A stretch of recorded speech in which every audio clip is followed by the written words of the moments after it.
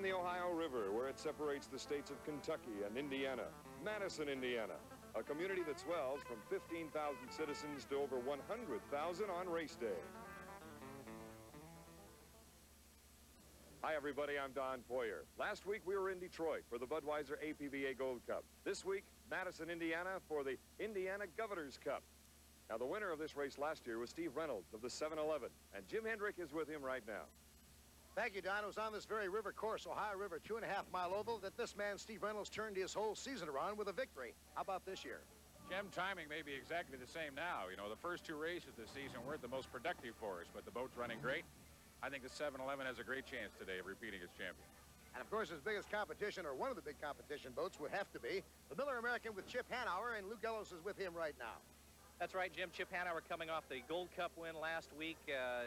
You said that kind of takes some of the pressure off. It's all behind you. Is it a letdown coming here then? No, it just makes this a lot more fun. The Gold Cup was the biggest goal that we had set for the year, and no matter what we had done, if we'd have lost that Gold Cup, we'd have felt bad. But now it's taken care of. It's on the shelf and it's polished up, and now we can be aggressive and have fun at every race. Well, everybody else early this morning's running their boats out there. Your crew's kind of sitting underneath their boats, resting. You're back in the trailer. Yeah, the guys have done a great job preparing everything. That's not to say something can't go wrong, as it did here last year. We broke the propeller, but I think the boat's as prepared as it can be, and they've done a good job. Well, now it's time for them to race. Let's get the handle on Heat 1A. Let's go back to Jim. Okay, Lou, and this is the way they're going to stack up with a couple of turbines to lead it off going head-to-head. In Heat 1A, it'll be the whole set Miss Madison, driven by Ron Snyder. This is the host boat from Madison, Indiana, checking in at 113.364. The 7-Eleven turbine, driven by Steve Reynolds, his qualifying speed 117.325. The Budweiser piston Griffin-powered boat, driven by Seattle's Scott Pierce at 120.611. And the Miller American, the top qualifier, driven by Chip Hanauer, will also see action Heat 1A. He checked in at 133.294. That's the way they'll stack up at Heat 1A. Lou, how about Heat 1B? Okay, Jim, as is the case in Heat 1A, Heat 1B features 4 boats. The U4, Oh Boy Oberto, with George Johnson driving, qualified at a shade over 106 miles per hour. Cellular 1 of Louisville with Tard Yarling aboard, qualified this morning. The U22 at 109.944. Joe Ritchie, Spirit of America, Tom DeEath at 111.29. The U2, and they went out again this morning to iron out some things. And the Miss Budweiser turbine with Jim Kropfeld in the driver's seat, 126.778. The U11. Organizers say they have one of the largest crowds on record for this race. We'll be back with all the racing with Don in just a moment. In Madison, Indiana, I'm Don Poyer. The temperature about 95 degrees, humidity very high. Tough day today. And we're going to touch on that right now, Don, and that is the weather, Tom. We want to talk about you having your first race of the year, too, but first of all, the heat and the humidity is really going to be a factor, I think, in today's racing. Absolutely. It affects both the turbines and the piston engines. With us in particular, this hot air like this and the humidity that's in the air, the engine gets more water and less air. So therefore the manifold temperature is too cold. So it's like running a car with a choke on. The ideal situation would be cool air and humidity. Then you can make lots of horsepower. Well, regardless, the boats are heading out. Scotty Pierce in the Budweiser Griffin and Chip Hanauer fresh off a Gold Cup victory in Detroit. That's something new for this race, an experimental format. 6 preliminary heats, only 3 laps each, and then the final a regular 5 laps. It should be fun to see how this works out.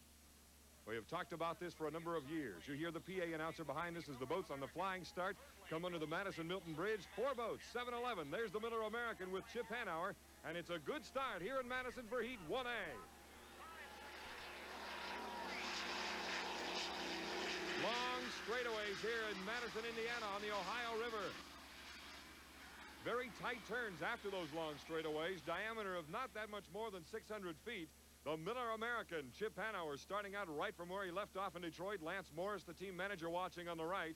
And Miller has the lead going down the back chute. Chip Hanauer looking for, as I said earlier, his career 20th victory. And some of the crowd here in Madison, again, down the long straightaways. A good battle for second and third. 7-Eleven on the inside, the Bud Griffin on the outside. Under the bridge and around the turn comes the Miller American. Hanauer in good position already, and keep in mind, this is more like a sprint. They're only out there for 3 laps rather than a regular 5 or even 6 lap heat. 2.5 mile oval here on the Ohio River, and Chip Hanauer in first place here in lap number 1. Bud Griffin, second place. There's the Holstein Miss Madison with Ron Snyder, the host boat. The 7-11 on the inside of the rooster tail of the Budweiser Griffin. Fourth place, Snyder again in the Holstein Miss Madison. Holstein Company being the one that produces the turbochargers for that Allison engine. This the turbo, or rather the turbine engine for the Miller and, of course, the 7-11 and Steve Reynolds. The Miller American. They did it on only one engine in Detroit to win the Gold Cup a week ago. And, of course, that was 5 straight for Chip Hanauer. He did it earlier in the Atlas van lines, and then the last 2 years under the red, white, and gold colors of Miller American. Under the Madison-Milton Bridge and down the main straightaway for the second time. Better than 100,000 people here. This, the Budweiser Griffin, it is set to go back to Seattle after this race, so Scotty Pierce wanting to do the best he can while he has a chance to run. It'll run again in Tri-Cities and in Seattle. Miller American still first place. Speed for Chip, 118.094 miles per hour. Again, the Miller team checking the time. Johnny Walters, the crew chief. And, of course, Chip had dedicated the Gold Cup to John Walters going into that race last week. Johnny, a former driver of the Pay and Pack team a couple of years ago. Hanauer going around, fresh water in front of him. Ooh, the Bud Griffin getting a lot of air under him. Gets very, very choppy in both turns here on the Ohio River. Ron Snyder around the outside, playing cat and mouse along with Steve Reynolds. Again, Hanauer in the lead as he goes down the back chute for the final time. Again, only 3 laps here in 1A, 1B, 2A, 2B, and then 3A and 3B with 5 laps in the final. Everybody trying to get points. Jerry Burhill talking with his driver Steve Reynolds in the 7-11, and they're trying to iron out some fuel problems to get back and be more competitive here in 1986. Chip Hanauer all alone with nothing but clear water in front of him. Kind of a strange sensation to see the boats go under the bridge, but they have done it for many, many years here at Madison. Great hydroplane racing tradition here in the Indiana city. Of about 15,000, they own the Miss Madison as a city, and of course they've been around for many years. But here comes Chip Hanauer. You can see the huge lead he has here in 1A, and he will pick up 400 points in this, the initial heat of the Indiana Budweiser Governor's Cup. Chip Hanauer, winner of 1A.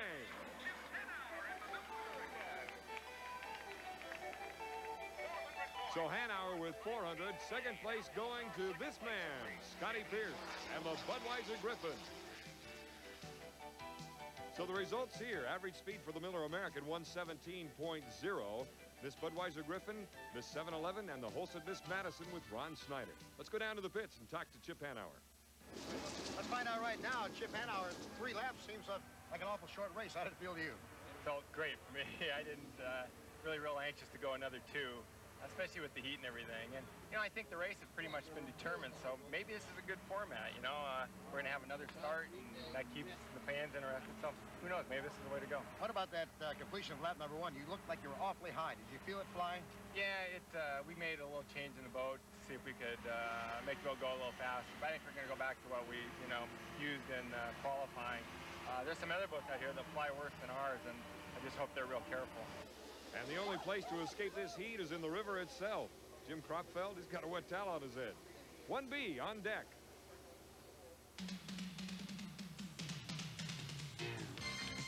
Very hot day. Steve Reynolds, driver of the 7-11, got half the race suit stripped off. The awning over the Bud turbine. Extremely hot here. And Keith Peterson, the head physician for the URC Unlimited Racing Commission, has said, keep as cool as you can and drink lots of liquids. As the turbine heads out, let's take Joe Ritchie, the Spirit of America, in lane number 2 with Tom Deeth, the driver, on the inside. Jim Kropfeld in the Budweiser turbine. Todd Yarling and the Cellular One of Louisville way back. It looks like the Oboy Alberto is not even out there for the start. It is a legal start by the 2 lead boats. As you see, Yarling is struggling a little bit. Jim Saddam, Nancy Saddam, the owners of the boat, and the Oboy Alberto not even getting off the trailer.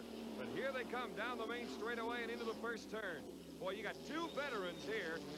Tom Deeth on the outside in the Joe Ritchie Spirit of America. And, of course, Jim Kropfeld in the Budweiser turbine on the inside. Kropfeld out of Cincinnati, Ohio, a little more than an hour and a half away from Madison.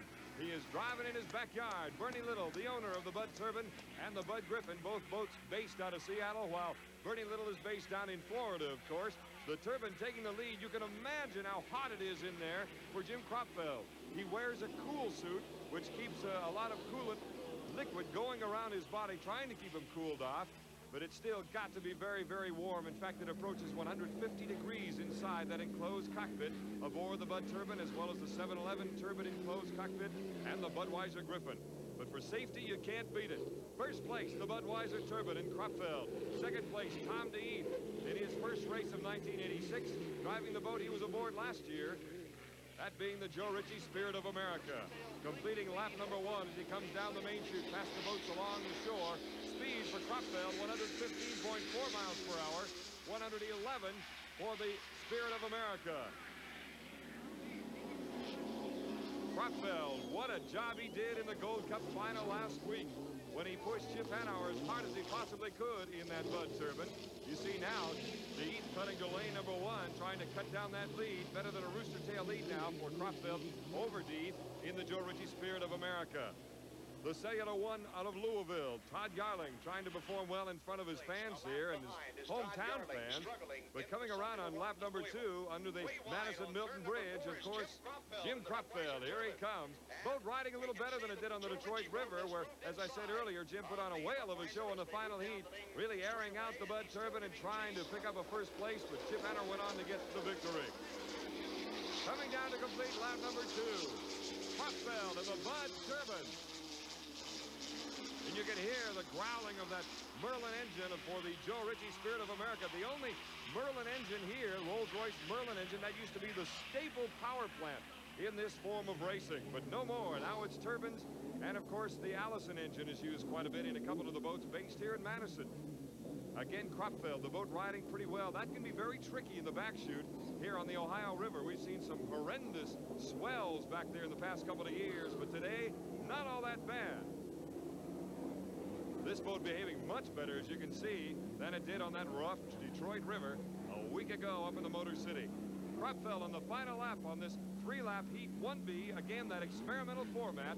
And so far, at least the drivers seem to think it's not a bad idea. At least they don't have to put up the heat for 2 more laps, as Chip Hanauer said earlier.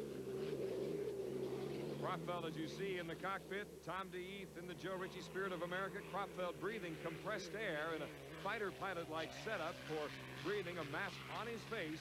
And, of course, as I said, it is very, very warm in that cockpit.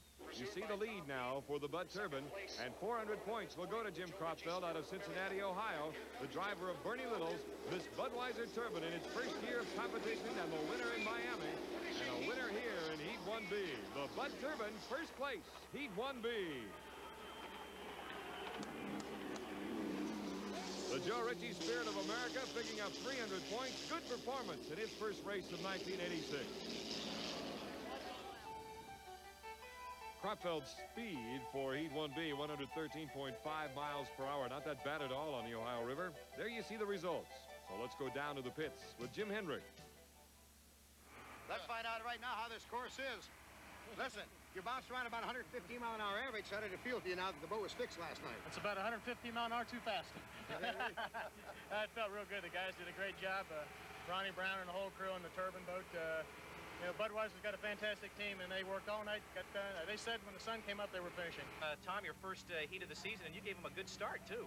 Well, I was a little rusty. I was a second or so off, but that's what I call a tardy start. Now, when I get a good one, it'll be right on.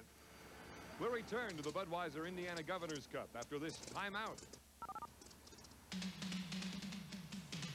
Henrik and Lou Gellis down on the Ohio River in Madison, Indiana, as the boats go out for Heat 2A. Scotty Pierce, here they're buttoning in Steve Reynolds and the 711. To summarize Heat 2A, it was a 4-boat race. The Budweiser Griffin, Joe Ritchie Spirit of America, Cellular One Louisville, and the Miss 711.